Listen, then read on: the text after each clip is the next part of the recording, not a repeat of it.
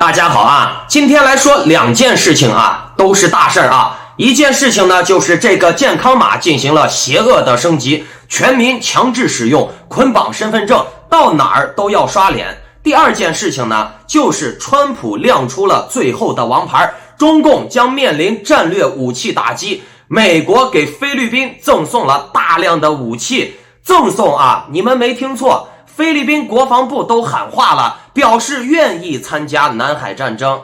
哎呀，最近发生的这都是大事儿啊，这听起来让人都感觉到害怕，背后发凉呀。这个菲律宾要参加南海战争的这个事情可是非同小可呀。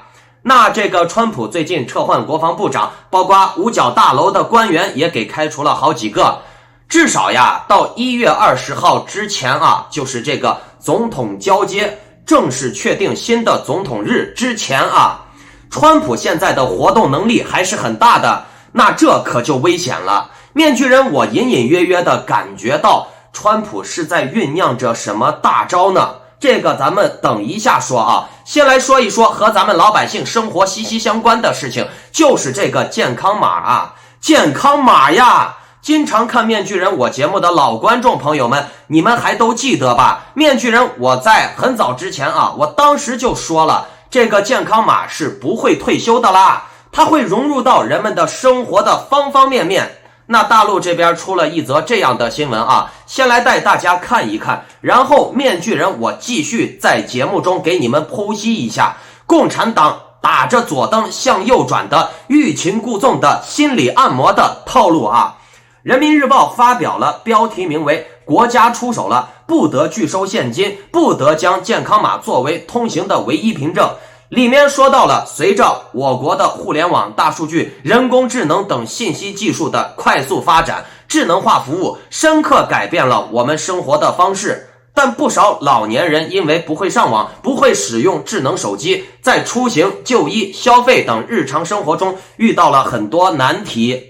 国务院办公厅日前印发了关于切实解决老年人运用智能技术困难的实施方案，国家出手啊，看这些难题该如何解决。对需要查验健康码的情形，通过技术手段将疫情防控相关信息自动整合到健康码，简化操作以适合老年人使用。他这个话说的有点怪啊，我没看太明白啊。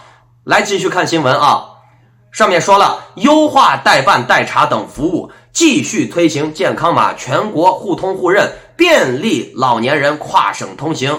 各地不得将健康码作为人员通行的唯一凭证，对老年人群体可采取凭有效身份证登记、持纸质证明通行，出示通信行程卡作为辅助行程证明等替代措施。有条件的地区和场所要为不使用智能手机的老年人设立无健康码通道，做好服务引导和健康核验。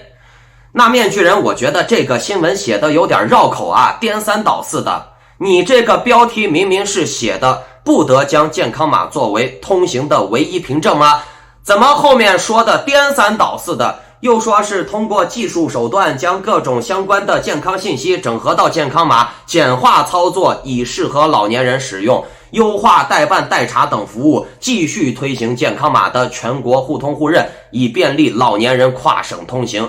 又说是各地不得将健康码作为人员通行的唯一凭证，对老年人群体可采取有效的身份证登记呀、持纸质证明呀、出示通信行程卡呀作为辅助替代措施。那你这个话说的到底是要把健康码作为唯一的通行凭证，还是不要把健康码作为通行的唯一凭证呢？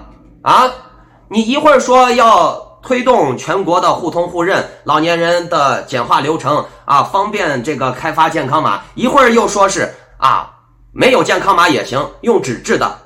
看好了啊，这个新闻的最后一句话才显露出了我党的真实意图。他是这么说的，在充分保障个人信息安全的前提下，推进健康码与身份证、社保卡、老年卡、市民卡等互相关联，逐步实现刷卡或刷脸通行。看到没有？刷脸。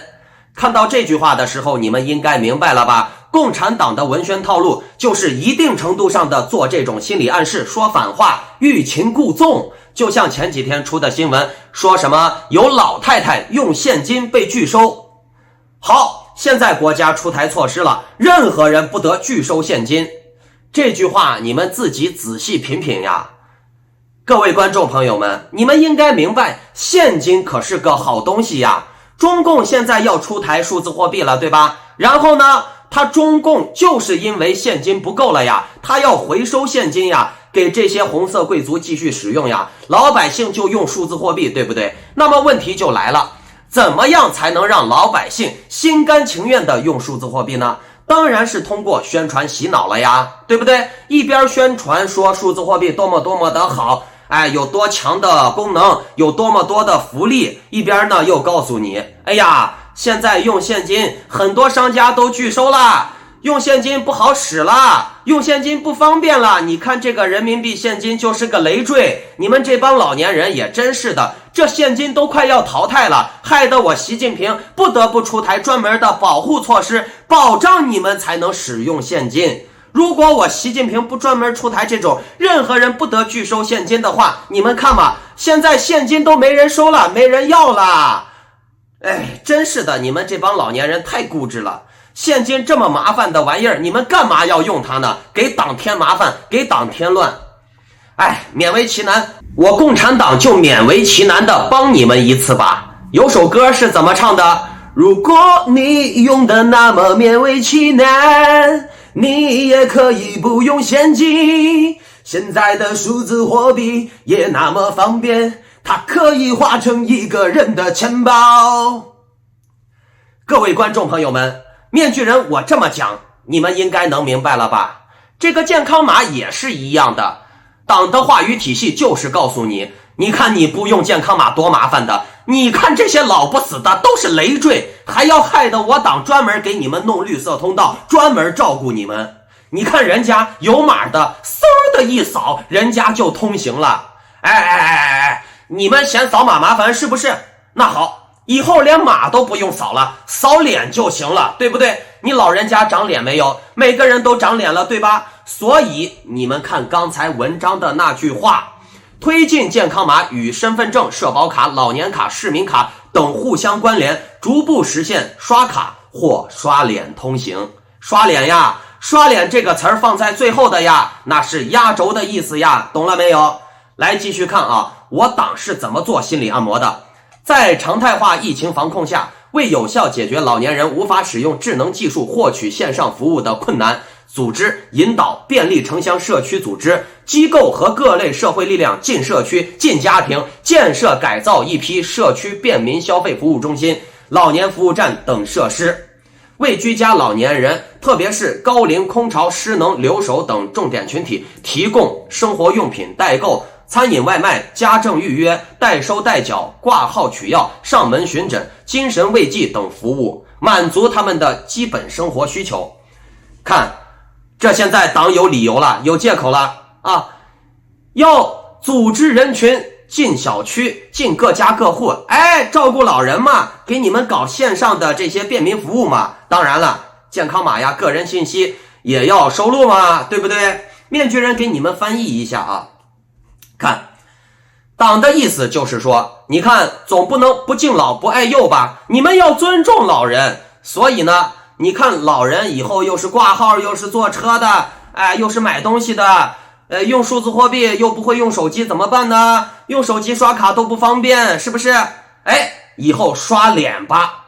面具人在这里教你们你们学会了这种方法，就能看明白老共的套路了，就能避免被割韭菜，保命保财了。准备好了没？要来了啊！我告诉你们，如果说你看到共产党在文宣上有某些特殊倾向的话，那就代表共产党已经开始做这件事了。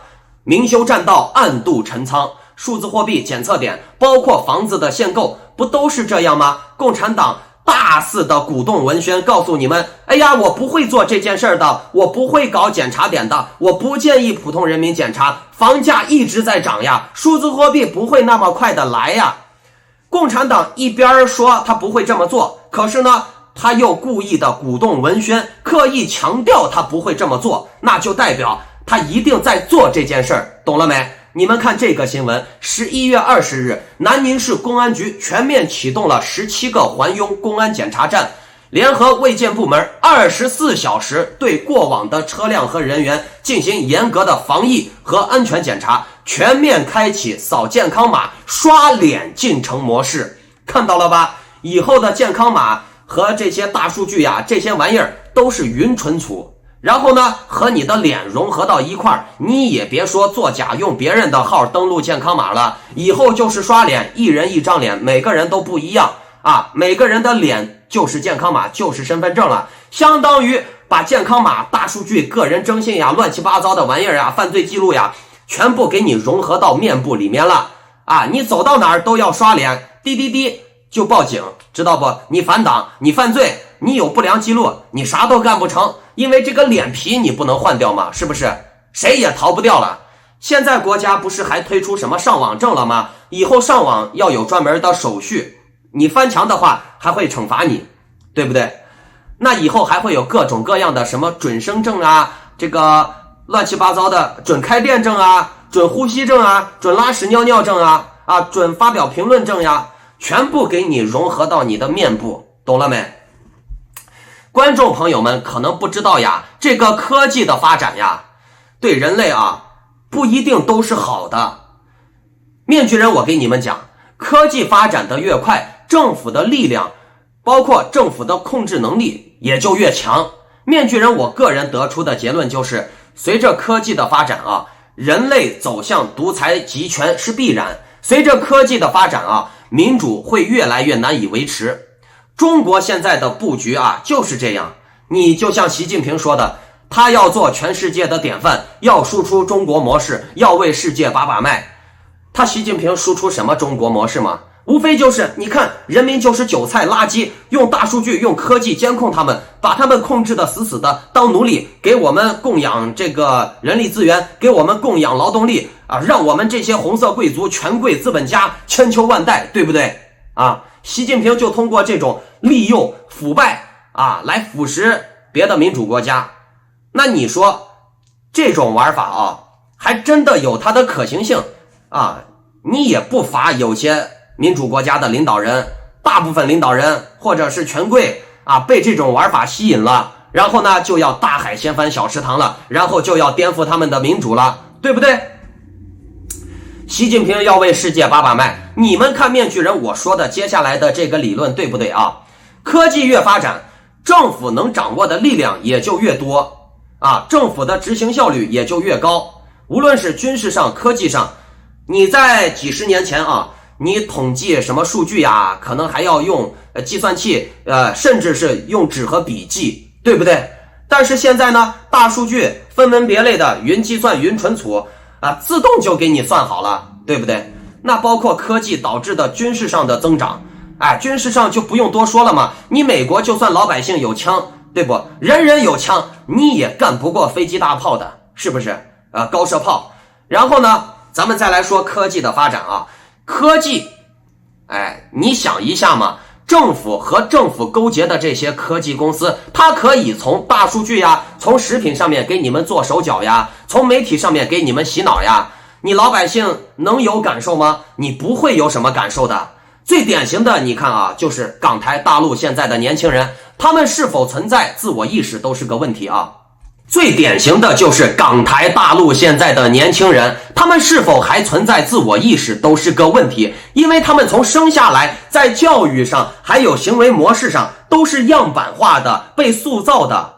我不用问他是高雄人还是台北人还是河南人上海人九龙人对于这些年轻人，你很容易就能通过特定的口令让他们表现出来特定的行为，懂了没？那这类人究竟是人还是机械人都说不清楚。所以面具人我认为在高科技发展的今天能维持民主的并不一定是法治，法也是人定的嘛，对不对？任何法律和制度都是不完美的，都是有漏洞可以钻的。咱们华人不就是最喜欢钻空子吗？结果呢，你看咱们华人世界就没有什么民主，有的只有民粹真正的民主呀，都是哄你玩的。华人世界台湾民主吗？民主吗？教材一改，给你脑一洗，媒体给你把脑一洗，让你干啥你就干啥嘛，对不对？你也是可怜的，不知道这个世界的真相是什么样子，给别人当炮灰，给别人当政治筹码嘛，是不是？咱们华人世界里面，只有刀架在脖子上，立刻给你跪下，这才叫民主，这才叫力量，懂了没？否则呢，他就会给你你不赞同我，你就是汉奸走狗卖国贼你不赞同我，你就是战狼五毛小粉红。民主的基石是道德，道德的基石是教育，那教育再出问题了，民主也就不存在了。就像香港、台湾、大陆现在的年轻人呢，一言不合就要杀你全家祖宗18代，一言不合你就是汉奸走狗卖国贼战狼五毛小粉红黑五类。你觉得这类人能民主吗？动不动给你扣黑锅贴标签喊口号。那么问题出在哪儿？教育受谁控制？当权者、资本家、权贵。那么话题又回来了，这些当权者、资本家，如果说他们就认为底层人民就是烂货韭菜该割，就应该把他们洗脑成奴隶当奴才，然后呢，权贵们突破道德，利用他们的权力之便，利用他们的资本之便来继续的奴役洗脑人民群众，是不是民主也就不存在了？或者是你仅仅感觉你是民主的，那也只是因为你被洗脑了，觉得你现在是民主的。究竟呢，你自己还有没有自我意识都是一个问题，因为你的行为、你的言语、你干什么事情都会被特定的指令触发，都是可以预测的。人类之所以称为人类，是因为每个人都不一样。如果说每个人都会被特定的指令激发特定的行为，那这就不算人类了人类是不可预测的，是深不可测的，是无法估量的。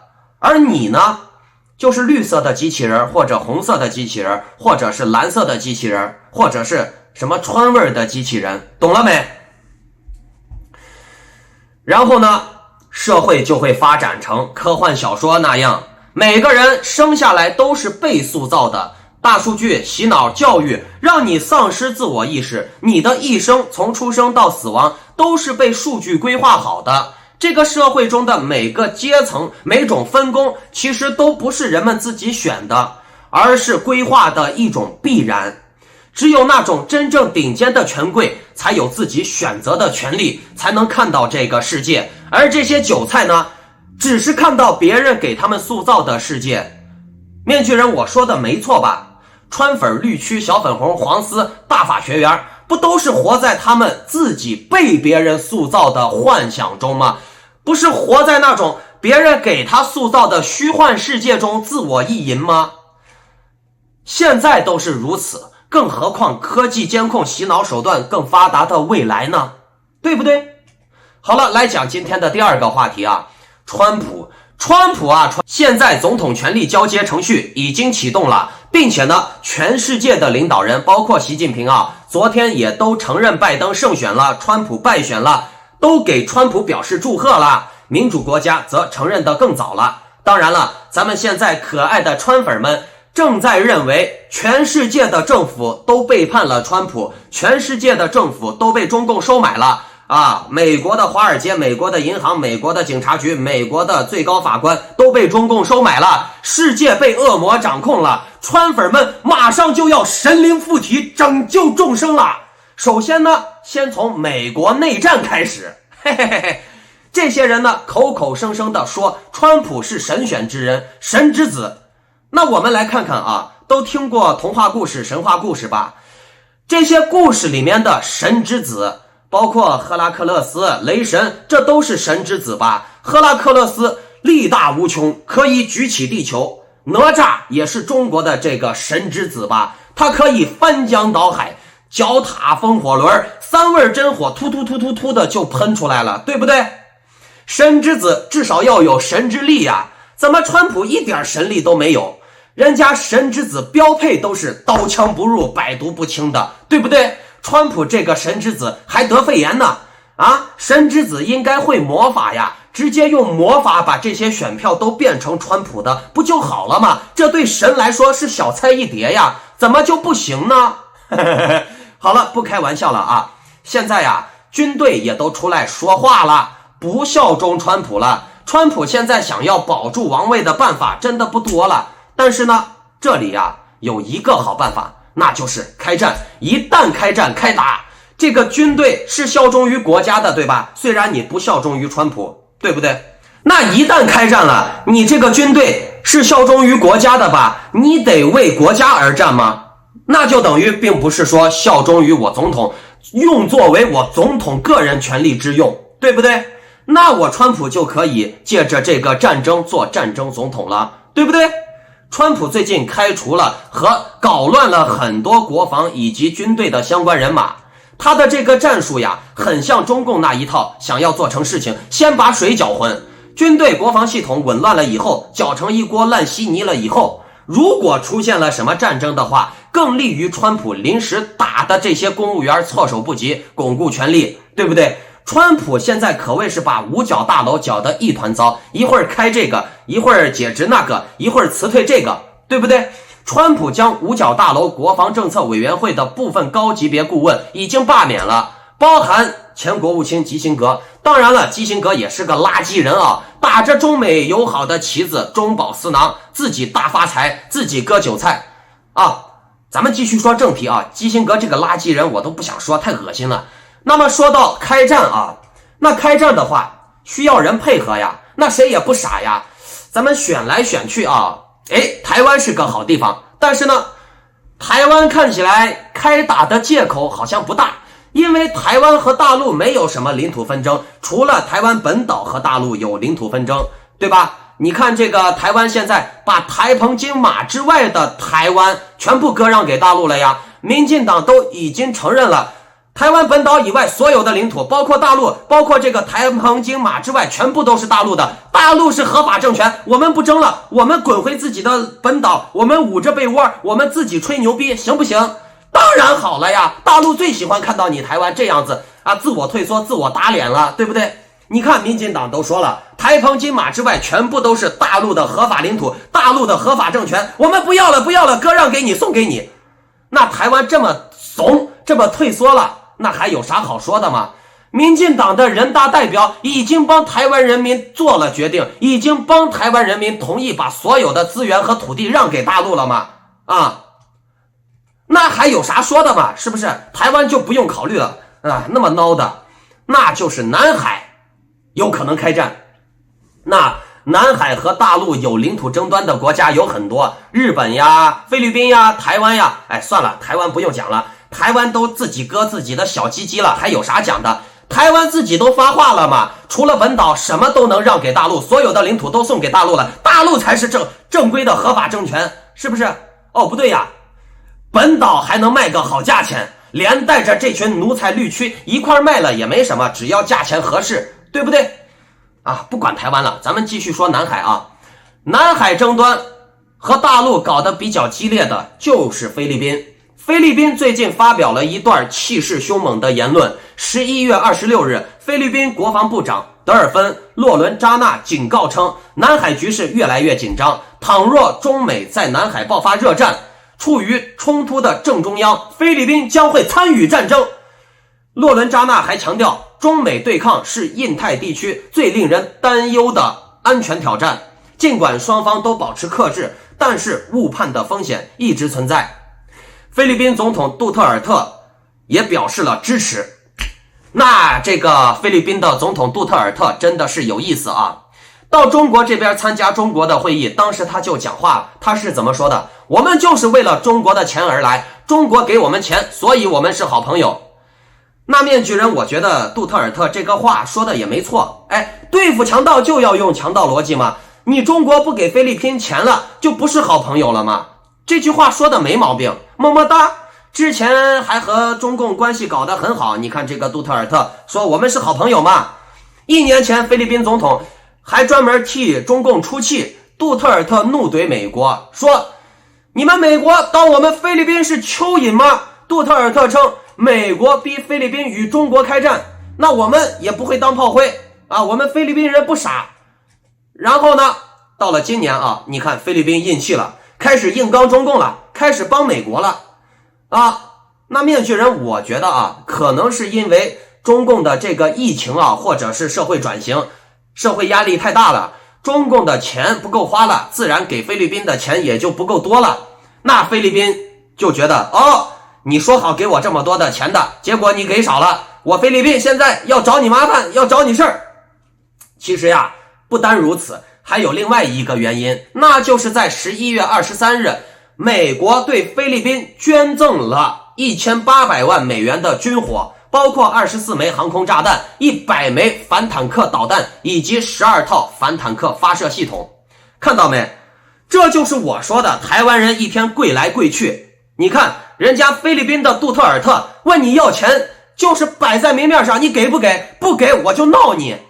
你美国帮不帮我？你不帮我就投共。看中共又要给菲律宾钱，美国还要给菲律宾免费送武器、飞机、坦克、大炮、导弹。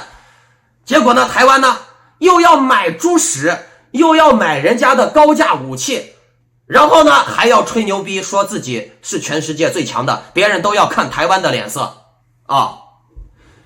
这个菲律宾呀，面对美国送来的大礼呀，这个菲律宾总统自然是表示十分感谢啦。你们看啊，美国现在免费送菲律宾武器啊，杜特尔特宝剑在手，底气也足了几分。前段时间呢，美国还向越南提供了一笔资金。至于美国这么做又是送武器又是送钱的目的啊，无非还是想拉拢这些东南亚国家对付中国。那川普的目的已经很明显了，我们看啊，川普在后来啊，能不能搞出更大的事情啊？面具人我觉得吧，其实菲律宾这种小国呀，在大国政治之间啊，还能玩得这么溜，是因为它的地缘问题。菲律宾显现出一副光脚不怕穿鞋的，好，你美国对我不好是不是？那我就刀架在你美国头上，你美国对我不好是不是？行，我亲共去。然后呢，菲律宾亲共了一段时间，发现，哎呀，你中共不给我钱了。结果呢，菲律宾又把刀反手的架在习近平的脖子上，你习近平对我不好是不是？好，我亲美去。观众朋友们，你们看啊，杜特尔特这一手玩的溜啊，左手收了中共的钱，右手拿美国的武器，还都是白拿的。中共心甘情愿的给菲律宾钱，美国呢也是心甘情愿的赠送菲律宾武器，爽不爽啊？政治这玩意儿啊，咱们华人的这种智商就是理解不了。咱们华人的智商看政治啊，总觉得哎呀，政治就是非黑即白，一路走到黑，一成不变的就是那个样。所以呢，你们看台湾除了当受气包，要么就是舔共，要么就是舔美，要么你就是躲在自己的被窝里面，躲在你自己的井坑里面自我意淫，洗脑自己的群众，欺负自己的人民，毫无争雄之心，毫无兴风作浪的能力，只能被别人兴风作浪，只能被习近平大海掀翻小池塘。反而你看现在的台湾啊，他越是吹牛逼，越是自我意淫，越是自我安慰，反倒是台湾在世界上的话语权也越来越小。而且呢，你看台湾这一次啊，给西方民主国家，给文明国家做了一个很恶心的榜样，就是满嘴的说人家什么上床的信事啊，说什么3个硬盘呀，说人家的儿子怎么样了啊，人家民主选举，人家罢选总统，跟他儿子有啥关系？你台湾还号称民主国家，还懂三权分立，还懂自由民主。自由是什么？自由就是你是你，我是我，他是他啊。你是坏人不代表我是坏人。但是台湾人把这种中共的株连九族的风格发扬到了西方世界，发扬到了美国世界啊。台湾过半数的人都参与到了什么啊，这个色情门呀，这个3块硬盘的造谣当中。你是什么意思啊？你作为一个第三方国家，你不去添油加火啊，你保持中立，这才是对的。哎呀，一边倒的去给人家造谣呀，抹黑呀，甚至说人家的美国的民主现在是假的，美国的民主是假的，那你还民你妈了个逼主啊，你还民主呢啊，对不对？那美国的民主都是假的，谁的民主还是真的？你告诉我啊，那你台湾的民主也是假的，你说这个话就是不讲理吗？啊！你这个话扣黑锅，黑五类文革的玩法可以扣到每个民主国家头上啊！谁谁谁的国家民主是假的，对不对？